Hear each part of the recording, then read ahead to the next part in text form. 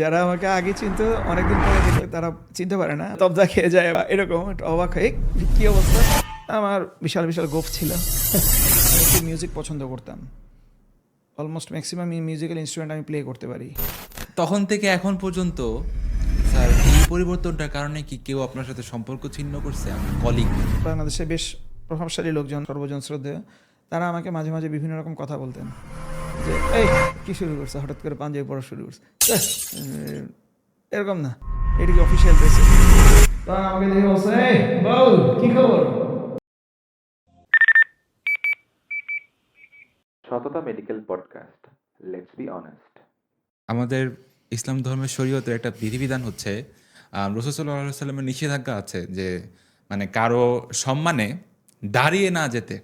এবং এই ঘটনাটা স্যার আপনি বলছিলেন আমাকে, এই জন্য আমি একটু শেয়ার করতেছি যে স্যার আপনাদের ডিপার্টমেন্টের বিভিন্ন ফাংশনে বড় বড় সিনিয়র ডাক্তাররা আসলে অন্যান্য জুনিয়র ডাক্তাররা যে মানে দাঁড়িয়ে সম্মান করে, বা ইভেন আমাদের ডিএমসি অডিটোরিয়ামে তো আমি দেখছি স্যার আপনাকে বসে থাকতে নিজের চোখে, যে কোনো অডিটোরিয়ামে কোনো ফাংশন হলে কোনো একজন গেস্ট রোস্টারমে যাচ্ছেন, মাইকের কাছে যাচ্ছেন, আপনি বসে আছেন, বাকি সবাই দাঁড়াচ্ছে। তো যতদূর মনে পড়ে স্যার কোনো একজন ডিপার্টমেন্ট হেড বা কোনো একজন সিনিয়র আপনার কাছে এসে, ডিরেক্টর স্যার, আচ্ছা ডিরেক্টর স্যার আপনার কাছে এসে বলেছিলেন যে তুমি দাঁড়াও না কেন, এরকম কিছু। তখন স্যার আপনি দিনের বিধানটা সুন্দর করে পোলাইটলি ওনাকে বুঝে দিয়েছেন, এবং আপনি যে দাঁড়াবেন না ভবিষ্যতে এইটাও আপনি সুন্দর স্টেটমেন্ট দিয়ে দিয়েছেন। তো দেখা যায় স্যার আমাদের অনেক ডাক্তার মানে সিনিয়র ডাক্তার তার নামাজ পড়ে মসজিদে যায়, দাঁড়িয়ে আছে, কিন্তু শরীয়তের খুঁটিনাটি বিধিবিধানগুলোর ব্যাপারে তাদের হয়তো অনেকের অনেক অসতর্কতা থাকে। কিন্তু স্যার আপনি যে একদম মানে আল্লাহর বিধানের এই আনকমফোর্টেবল জায়গাগুলোকেও মেনে নিচ্ছেন এবং আমাদেরকেও সেই শিক্ষাটা দিচ্ছেন। স্যার এটা কি শুরু থেকেই, বা আপনার মানে কোনো পরিবর্তনের মাঝখানে কোনো ঘটনা কি ছিল, এটা যদি স্যার আমাদের একটু বলেন। কবিরা প্রশ্ন অনেক লম্বা। আচ্ছা, না আসলে এইটা মানে কি বলবো, আমরা পারিবারিকভাবে ছোটোবেলা থেকে আমরা সবসময় পরিবারের মধ্যে ইসলাম প্র্যাকটিস ছিল, সবসময় এখনও আছে। তো আলহামদুলিল্লাহ আব্বা আম্মা ছোটোবেলা থেকে সবাইকে নামাজ রোজা শিখিয়েছেন। তো আমরা মানে সাধারণ বাঙালি পরিবার, মোটামুটি প্র্যাকটিসিং পরিবার যেভাবে চলে সেভাবেই আমরা চলাফেরা শিখেছি ছোটোবেলা থেকে। আমরা আলহামদুলিল্লাহ সব ভাইয়েরা 5 ওয়াক্ত নামাজ পড়ি। হ্যাঁ, তারপর মানে ইসলামী প্র্যাকটিস আমার ফ্যামিলিতে মা খালারা সবাই পর্দা করেন, এগুলা সব ঠিক আছে। কিন্তু মানে বাংলাদেশে আমরা যেভাবে বেসিক্যালি ইসলামটা পালন করি, মানে টিভিতে নাটক দেখি, সিনেমা দেখি, গান শুনি, আবার নামাজও পড়ি। হ্যাঁ নামাজও পড়ি, এই ধরনের যে ইয়াটা, তো সেই জিনিসটাই আসলে আমরা ওইভাবেই বড় হয়েছি, সব কিছু নিয়েই বড় হয়েছি, যে পারিপার্শ্বিক যা আছে ঠিক আছে সব নিয়েই আমরা বড় হয়েছি। কিন্তু পরবর্তীতে আসলে যত মানে স্পেশালি যখন কোভিড দুনিয়াতে আসলো, আচ্ছা, কোভিড আসার পরে তখন আসলে কিছু ইসলাম নিয়ে পড়াশোনা করার একটা মানে ফিলিংস ভেতর থেকে কাজ করছিল। তখন স্যার আপনি প্রফেশনালি কি হিসেবে আছেন কোভিড টাইমে? 2020-এ আমি তখন ঢাকা মেডিকেলে মানে এফসিবিএস পাস করেছি 2018-তে। আমি তখন রেজিস্ট্রার হয়েছি, ইনডোর মেডিকেল অফিসার হিসেবে কাজ করছি। আচ্ছা, ইনডোর মেডিকেল অফিসার হিসেবে জাস্ট এর পর রেজিস্টার হই। তো সেই সময় যেটা হলো যে আমি বেসিক্যালি এই যেই গল্প আপনাকে এতক্ষণ ধরে বললাম, ছোটোবেলা থেকে চাকরি জীবন পর্যন্ত কখনোই আমি আসলে রেস্ট নেই। মানে সবসময় খুব বেশি ব্যস্ত ছিলাম, খুব বেশি পড়াশোনা অথবা কাজ এগুলো নিয়ে, মানে যদি বলেন যে মানে পরিশ্রমের মধ্যে হ্যাঁ ছিলেন। কর্মব্যস্ত আমি সবসময় থাকি, সবসময় এর ব্যস্ততার মধ্যেই থাকি। কখনো আমার হাতে সেই সময় ছিল না যে একটুখানি আরও কিছু ঘাটাঘাটি করি বা ইয়া। তো আল্লাহ তাআলা ওই সময়ে কোভিডের সময়ও আমি খুব ব্যস্তই ছিলাম। প্রথম 2 সপ্তাহ সব পুরা দেশে যখন একটু মানে আইসোলেশনে থাকো বা এই সেই একটু ডিস্টেন্স মেনটেন করো, চেম্বার বন্ধ হয়ে গেল, সেই সময় হঠাৎ করে 1-2 সপ্তাহের মতো সময় আমরা মানে চেম্বার বন্ধ, হাসপাতালে যাওয়াটাও একটু রেস্ট্রিক্টেড, কম। তো এটার মধ্যে ছিলাম, সেটা খুব বেশি সময় না, খুব অল্প সময়ই ছিলাম আমি। তারপরে তখন দেখা গেছে মানে হঠাৎ করে ভেতর থেকে খুব মানে আমি জানি না এটা কোনো ওই অনেকেই শুনতে চান যে অনেক কিছু যে অমুকের ইনফ্লুয়েন্স, বিষয়টা এরকম না। ভেতর থেকে আমি একদিন আমাদের ইএনটির বর্তমানে কিছুদিন আগে প্রফেসর হয়েছেন ডাক্তার জাহিদুল ইসলাম, ঢাকা মেডিকেলে আছেন এখন, ওই ওনাকে আমি ভাই বলতাম, আমরা একসাথে রিডিং পার্টনার ছিলাম কিছুদিন। আমার চেয়ে সিনিয়র বয়সে, খুব আমাদেরকে আদর করতেন, খুব ভালো। তো এই জাহিদ ভাইকে সেদিন বলছিলাম একদিন টেলিফোন করে, ভাই মানে বিভিন্ন কথায় কথায় হঠাৎ না খুব ইসলাম সম্পর্কে জানার বা পড়ার একটা মানে তাড়না কাজ করতেছে। স্যার আপনাকে একটু ইন্টারাপ্ট করি, এটা আপনার কাছে কি মনে হয় কোন জায়গাটা থেকে হঠাৎ করে, কারণ এটা তো স্যার আপনার এখনো আসতে পারতো, ওই সময়টাতেই কেন? আল্লাহ এটা কি তাআলা মৃত্যু জানেন। ভয়, সবাই মারা যাচ্ছে আশেপাশে, এমন না কিছু কি? না না না না সেটা থেকে না, এমনি আমি জানি না। আমি বললাম যে এই প্রশ্নের উত্তরটা একটু আমার কাছ থেকে অ্যাটিপিক্যাল মনে হইতে পারে। আমি মানে নিজে থেকে কেন জানি মনে হতো যে একটু দেখি না, একটু দেখি। তার মধ্যে হ্যাঁ ইম্পর্ট্যান্ট একটা রুল আছে, খুব গুরুত্বপূর্ণ। মাওলানা মিজানুর রহমান আজহারির বক্তব্য তখন খুব চলছে, এবং আমিও তখন তার কয়েকটা বয়ান শুনে মানে আমার এত ভালো লেগেছে, তখন দেখি আরও দেখি আরও দেখি। আর আপনি জানেন যে মোবাইলে আপনি যখন একটা জিনিস ক্লিক করবেন বা ওই এটার জিনিস, পরে ওই রিলেটেড এগুলো কন্টেন্ট বারবার আসতে প্রমোট করে। থাকে। তখন দেখি ওই সময়টা অল্প কিছু সময় বাসায় ছিলাম, সেই কয়েকদিন একদম প্রচুর পরিমাণ মিজানুর রহমান আজহারের ওয়াজ শুনলাম। তারপরে এই থ্রুতে শাইখ আহমদুল্লাহ হুজুরের বয়ান শুনলাম। তখন এই করতে করতে নজরুল ইসলাম কাসেমি, মাওলানা মুফতি সাহেব, ওনাদের বক্তব্য, আরও অনেকের বক্তব্য শুনতে শুনতে দেখি মানে ইসলাম সম্পর্কে আমি তো দেখি অনেক কিছু জেনে যাচ্ছি, মাশাআল্লাহ, অনেক এই টুকটাক জানি আর একটু পোক্ত হচ্ছে। এবং ইনার ফিলিংসগুলো তখন খুব কাজ করতো, যে সারা দিন রাত খালি বয়ান শুনতাম, কাজের সময় একটু কাজ করে আবার একটু শুনতাম, আবার একটু কাজ আবার একটু বয়ান। তারপরে আর ছোটোবেলা থেকেই গল্পের বই পড়া বা যে কোনো একটা কিছু পেলে সামনে ধুমধাম পড়ে ফেলা, এটা একটা অভ্যাস ছিল, পড়াশোনার হ্যাবিট ছিল। তো একটা জিনিস নিয়ে দেখলাম যে আজহারি সাহেবের একটা বয়ান শুনলাম, আচ্ছা এটা নিয়ে একটু দেখি, আরেকটু দেখলাম, পড়তে পড়তে একটু ডিপে গেলাম, ভাল লাগে পড়তে। এবং এই নলেজ নেওয়াটা একটা পিপাসা কাজ করতো হঠাৎ করে, মানে জানি না কিসের তারা নেই, কিন্তু অনেক মানে এটা মানে ফ্লোয়ের মতো আসছিল।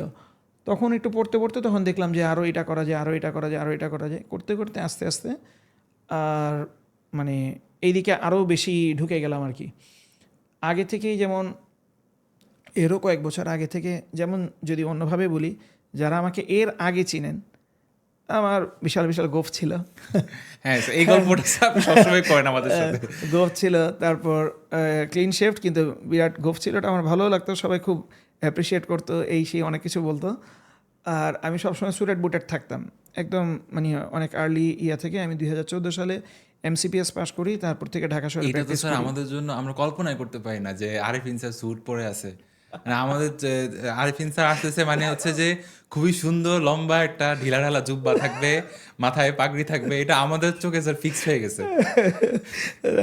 আর যারা আমাকে আগে চিনতো, অনেকদিন পরে দেখলে তারা চিনতে পারে না, বা একটু মানে মানে কী বলে, তবদা খেয়ে যায়, বা এরকম একটু অবাক হয়ে কী অবস্থা, বা এরকম চেঞ্জ। তো যেটা হতো, আমি ওই সময়ও গরমের সময় দেখা যেত টাই পরে বসে আছি, কিন্তু স্যার চেম্বার একটু করতাম। বলি, জাস্ট বয়ান দেখতে দেখতে এই র্যাডিক্যাল চেঞ্জ, এটা আল্লাহু কিভাবে আকবার স্যার? ভাই। ওই যে বললাম, বয়ানও দেখতাম, পড়তাম পড়তাম তখন চিন্তা করলাম যে আল্লাহ রাসূলের যেটা পছন্দ, এটা রাসূল সাল্লাল্লাহু আলাইহি ওয়াসাল্লামের হাদিস নিয়ে, এই সুন্নাহ নিয়ে পড়তে পড়তে ভালো লাগতো, ভালো লাগতো। এই প্র্যাকটিস, আচ্ছা এটা করলে আমার অসুবিধা কী, এটা তো আমি করতেই পারি। এরপরে আবার আরও কিছু কথাও আছে এখানে মজার মজার, সেটা একটু ভিন্ন, সব কিছু হয়তো বলবো না।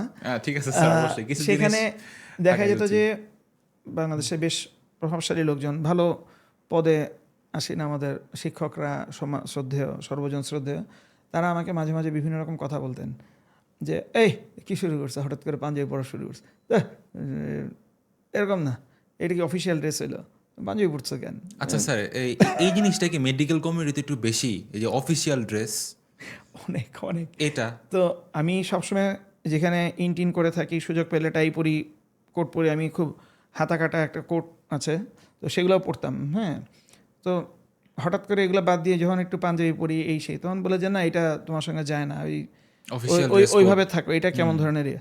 তখন দেখলাম যে আসলে তখন এই সময়টা ট্রানজিশনের সময় আমার। তখন যেটা হলো যে আচ্ছা আমি পাঞ্জাবি পরলাম, একটা নীল কালারের পাঞ্জাবি পরলাম, একটা ইয়া পরলাম, তখন দেখি কেউ কেউ কেমন কেমন করে, কিন্তু দেখি যে আবার তবলিগ যারা করে, মানে তবলিগ মনা যারা, তাদেরকে এদেরকে আমি খুব পছন্দ করতাম from the very first year, বা প্রথম থেকেই ভালো লাগতো। কিন্তু তবলিগে আসলে আমার ওইভাবে সময় দেওয়া হয়নি বা ইয়া করা হয়নি, এনিহাও। কিন্তু এদেরকে আমি খুব পছন্দ করি সব সময়, যে তারা আলহামদুলিল্লাহ সব কিছুর মধ্যেও তারা নামাজ কালাম খুব চমৎকার, তাদের আচার আচরণ সবার সাথে সফট, সুদিং। তো এটা আমার খুব ভালো লাগতো। পরে দেখি যে আচ্ছা ড্রেস আপ তুলে ওদের মতো হইলে তুলনামূলক ভালো, তো তাহলে আর বেশি কেউ ইয়া করবে না। মানে আমি পাঞ্জাবি পরছি, টুপি মাথায় নেই, তখন এটাকে মনে হচ্ছে যে কেউ কি পার্কে আসছে নাকি। এর চেয়ে যদি আমি ওইরকম টুপি করতেছেন যেহেতু একদম প্রপার পুরাটাই নেই। পাঞ্জাবি পায়জামা সুন্দর করে যদি পরি, তাহলে না আর তেমন কিছু বলবে না। তারপরে আস্তে আস্তে ওই মানে বিভিন্ন কথার তির্যক বানেই হয়তো আরো একটু পরে জেদ দেখে যে থেকে। এইটার চেয়ে তো আরো ভালো হলে এইটা। রাসূলুল্লাহ আরো ঢিলা ঢালা পোশাক পরতেন, করতেন, তখন দেখি যে টুপি পরা এটা তো অবশ্যই ভালো, কিন্তু দেখলাম যে আল্লাহ রাসূল সাল্লাল্লাহু আলাইহি ওয়াসাল্লাম সবসময় পাগড়ি পরতেন। তো পাগড়ি পরতে তো অসুবিধা নেই, আমি গরমের দিনে স্যুট পরতে পারি, টাই পরতে পারি, পাগড়ি পরতে পারবো না। অসুবিধা কি সেটাই। তো আলহামদুলিল্লাহ এখানে আমার একটা ন্যাচারাল একটা বেনিফিট আছে, আমার গরম টরম কম লাগে, মানে কষ্ট কম হয়, গরমে আমার কষ্ট হয় না বেসিক্যালি। তো এটার বেনিফিট আমি হজে গিয়েও পেয়েছি আলহামদুলিল্লাহ। 53 টেম্পারেচারও আমার মানে খুব একটা কষ্ট হয় না, বেসিক্যালি আমি টেরই পাই না অত একটা, আমি আমার কাজ যা করছি এতে আমার প্রবলেম হয় না আলহামদুলিল্লাহ। তো তখন দেখলাম যে টুপির জায়গায় একদিন পাগড়ি একটা এমনি একটু পরলাম, তখন আমার ম্যানেজার আব্দুর রাজ্জাক ভাই, মানে ব্যক্তিগত সহকারী, উনি বলছে, স্যার পাগড়ি যখন লাগিয়েছেন আর খুলেন না। ওনার এই কথাটা উনি হয়তো আপনার এই পডকাস্টের মাধ্যমে জানতে পারে, উনি জানে না, ওনার এই কথাটা আমাকে খুব হিট করে যে কোন স্যার? না উনি স্যার না, উনি আমার একান্ত মানে পার্সোনাল সেক্রেটারি, আচ্ছা, ব্যক্তিগত সহকারী। স্যার। একদিন আমি এমনি একটা পড়লাম, আমাকে কে জানি গিফট করছে একটা, এমনিই পড়লাম, একদিন পড়লাম, উনি বলছে স্যার এটা যখন পড়ছেন আর খুলেন না। এটা উনি বললেন, আশা করি উনি পডকাস্টটা দেখতেছেন বা দেখবেন। দেখবে অবশ্যই, কিন্তু ওনাকে এখনও বলি নাই, যদি উনি আমার সাথে অনেক বছর ধরেই আছে আলহামদুলিল্লাহ, সিন্স 2014 সাল থেকে। মাশাআল্লাহ। কিন্তু ওই পরে আমার দেখলাম যে আসলে যেটা পড়তে আমার একটা খারাপ লাগে না, কিন্তু এইটা পরে আমি আমার মানে আমার পাগড়ি পরে আমার কাছে খুব ভালো লাগে। আমার কাছে মনে হয় যে রাসূল সাল্লাল্লাহু আলাইহি ওয়াসাল্লাম এটা ওইভাবে মানে এমন না যে পাগড়ি না পরলে গুনাহ হবে, এটা না, কিন্তু উনি তো এটা পড়তেন। তা আমি এটা পড়লে তো আমার তো অসুবিধা নেই, পড়লে তো আমার কাছে ভালোও লাগে। হ্যাঁ, পরে এখন অবস্থা এমন হয়েছে খালি টুপি পরে হাঁটতেই বরং আমার কাছে ইতস্তত লাগে, বা যেহেতু আপনি খালি অভ্যস্ত হ্যাঁ হয়ে এতে গেছেন। আমি অভ্যস্ত হয়ে গেছি, আমার কাছে এটা ভালো লাগে। তো বিভিন্ন লোকের বিভিন্ন কথায় কিছু কিছু করে আরও বেশি এদিকে, মানে হয় এদিকে থাকো নয় ওদিকে থাকো, মাঝামাঝি নাই। সেটাই, এইটা একটা ইম্পর্টেন্ট লেসন স্যার। এইটা আমার মানে ক্ষেত্রে বাঙালি সংস্কৃতিটা যেরকম যে দুই নৌকায় পা রেখে চলা, সময় মতো কিছু ইসলামী আবেগ, মানে বয়স শেষে হজ করতে হবে, একটু দাঁড়িয়ে রাখতে হবে, বয়স শেষে বোরকা পড়তে হবে, শেষ বয়সে গিয়ে আবার সামাজিকতা মেনটেন করতে হবে, মানে বিভিন্ন জায়গায় সামাজিকতার নামে বিভিন্ন কিছু করতে হবে। তো আল্লাহ আমাদের স্যার হেফাজত করুক। একটা একটু আনকমফোর্টেবল কোয়েশ্চেন তাও করি, মাথায় আসলো। স্যার এই যে পরিবর্তনটা, এটা তো খুবই রিসেন্ট, খুব বেশি সময়ের না, যেহেতু কোভিড বলতেছেন। হ্যাঁ 2020, 19-এর শেষ 20 এরকম খুব বেশি সময় স্যার হয় নাই আপনার টোটাল লাইফের হিসাবে। তখন থেকে এখন পর্যন্ত স্যার এই পরিবর্তনটার কারণে কি কেউ আপনার সাথে সম্পর্ক ছিন্ন করছে? আপনার কলিগ মেডিকেল কমিউনিটির মধ্যে সম্পর্ক ছিন্ন বলতে আগেও অনেক ভালো ক্লোজ সময় কাটাইতেন, কিন্তু জাস্ট এই পরিবর্তনটার কারণে আপনার বা কাউকে ছাড়তে হয়েছে লাইফে? কারণ এটা তো মুসলিমদেরও একটা ইম্পর্ট্যান্ট একটা রুলিং যে আল্লাহর জন্য সম্পর্ক গড়ায় না আল্লাহর জন্য সম্পর্ক ছিন্ন করা। এক্স্যাক্টলি। আর আপনি যেরকম স্যার, এটা তো আমরা জানি, আমি তো দু একটা ঘটনা বললাম, আমরা জানি আপনি কতটা স্ট্যান্ডার্ড মেনটেন করেন। তো এইটার জন্য কি স্যার কোনো কাউকে নাম না নিয়ে স্যার, মানে এটারও তো কিছু হয়েছে কি না? না এরকম তেমন কিছু না, তেমন কিছু না। তারপরেও একদম কিছু না সেটাও আবার বলা যাবে না। কিছু বন্ধু বা শুভাকাঙ্ক্ষী যারা আগে সবসময় একসাথে হেঁটেছি, খেয়েছি, চলেছি, তারা যেমন অনেকে এটা নিতে পারে না। স্পেশালি কিছু যেমন ধরেন মিউজিক বা এগুলার এগেনস্টে যখন আমি থাকি এখন, আগে আস্তাগফিরুল্লাহ, আল্লাহ মাফ করুক, নিজের গুনার কথা বেশি বলতে হয় না, আমি খুব মিউজিক পছন্দ করতাম, অলমোস্ট ম্যাক্সিমাম মিউজিক্যাল ইনস্ট্রুমেন্ট আমি প্লে করতে পারি। হ্যাঁ, তো হোয়াট এভার, তখন দেখা যেত যে তো ওই সময় যাদের সাথে খুব বেশি বন্ধুত্ব ছিল তারা নিতে পারে না change। অনেকে বলতে স্পেশালি 2-1 জন আসলে খুব মানে ইয়া করে যে ও এখন এরকম ঘোরা হয়ে গেছে, একদম হুজুর হয়ে গেছে এখন। আর বিভিন্ন প্রেক্ষাপটে কেউ কেউ যখন খুব নেগেটিভভাবে বলে যে লেবাসধারী বা এটা, এগুলো মানে শুনলে দূর থেকে অন্যের ভাবে শুনতে খারাপ লাগে মাঝে মধ্যে, কিন্তু এইটা ইমানকে আরও স্ট্রং করে। আসলেই স্যার ঠিকই বলছেন। এই ব্যাপারটা আপনাকে একটা জিনিস একটা ইয়া বলি, আর ক্ষেত্র বিশেষে আমি কিন্তু চুপ থাকি না, আমার সামনে কেউ কথা বললে আমি উত্তর দিয়ে যাই, সেটা যত পোলাইটলি যেভাবে দেওয়া যায়। আপনাকে নাম না বলে একটা ইনসিডেন্সের কথা বলি, এটা আমার কাছে খুব মানে মজা লাগে শেয়ার করতে, এটা আমি আরও একাধিক জায়গায় আলোচনা করেছি। একটা খুব কর্পোরেট হাসপাতাল আমি যেখানে যাই এবং যেখানে অপারেশন করি রেগুলার, ওইখানে বাংলাদেশের একদম সর্বোচ্চ লেভেলের ডাক্তার বড় বড় সার্জনরাই সেখানে অপারেশন করেন।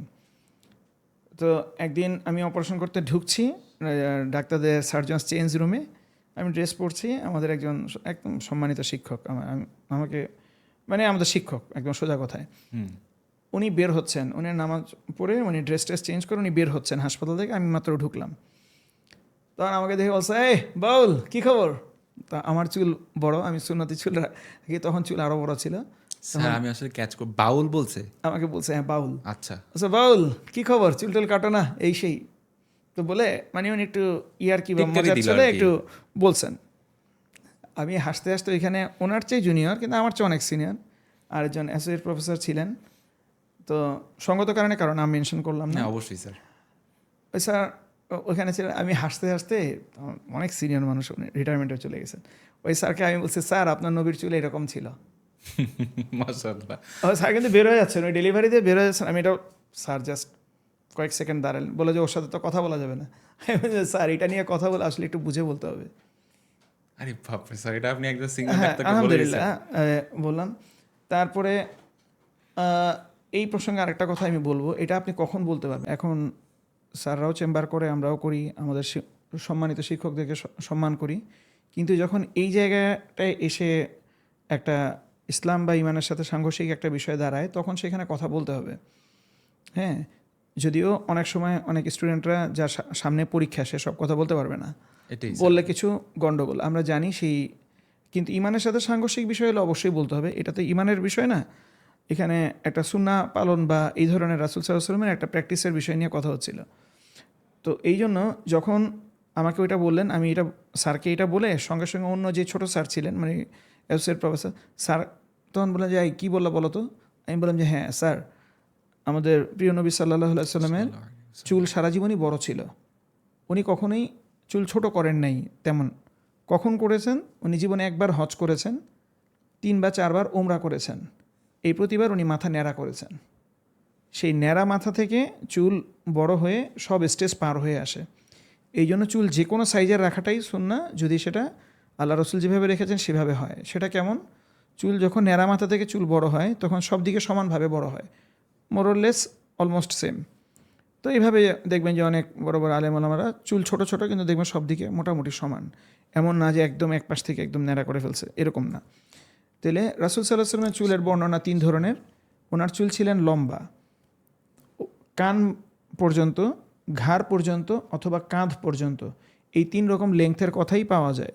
তো এটাকে বলে ওয়াফরা, লিম্মা, জুম্মা, এই 3 প্যাটার্নে ওনার চুল রাখতেন। তারপর আরেক বর্ণনায় আসছে, আম্মাজান আয়েশা রাদিয়াল্লাহু আনহার বর্ণনায় আসছেন, এমনকি কখনো কখনো সফরে যখন যেতেন চুল এতটাই বড় হয়ে যেত এবং উনি মাঝে মাঝে রাসূল সাল্লাল্লাহু আলাইহি সাল্লামের চুল বেনি করে দিতেন, 2টা 3টা 4টা বেনি করে দিতেন। তো ওইভাবেও ওনার অনুকরণ রাখা যেতে পারে। তো এই যে আল্লাহ রাসূল সাল্লাল্লাহু আলাইহি সাল্লামের সাথে তো আমাদের কোনো তুলনার মানে কোনো সুযোগই নেই। উনি বিশ্বের সর্বকালের সবচেয়ে সুদর্শন, সব ধরনের দুনিয়া এবং আখিরাতের সমস্ত ভালো ভালো গুণাবলী দিয়ে আল্লাহ তাআলা ওনাকে তৈরি করেছেন। তো আমরা কি করতে পারি? ওনার অনুসরণ করার চেষ্টা করতে পারি। হ্যাঁ উনি বড় চুল রেখেছেন বিধায় আমি ওনার মতো বড় রাখার চেষ্টা করেছি। আমার চুল তো আর ওনার মতো হবে না, কিন্তু ওনার মতো রাখার চেষ্টা করেছি। এখন আপনি যদি এটাকে নেগেটিভভাবে নেন, এটা আপনার বিষয়, এটা আমার বিষয় না। রাইট। আমি আমার নবীর মহাব্বতে চুল বড় রেখেছি, এটাকে আমি বলছি না যে এটা রাখতেই হবে আপনাকে, নো, নট লাইক দিস। আমি আমার নবীর মহাব্বতে মাথায় পাগড়ি পরেছি, আপনাকে রাখতে বাধ্য করছি না, বলছিও না যে এটা করা ফরজ বা এটা না করলে আপনি গুনাহগার হবেন, না, এটা না। ওনার মহাব্বতে আমরা যাই করব এর বিনিময় মূল্য আল্লাহর কাছে আছে, এবং নবী করিম সাল্লাল্লাহু আলাইহি সাল্লামের সকল সুন্নত এবং সব কর্মপন্থা অনুসরণ করা, ওই অনুযায়ী চলা আমাদের জীবনের চলার পথের পাথেয় এবং দুনিয়া এবং আখিরাতের মুক্তির সব উপায়। ধরনের ব্যবস্থা হতে পারে ইনশাআল্লাহ।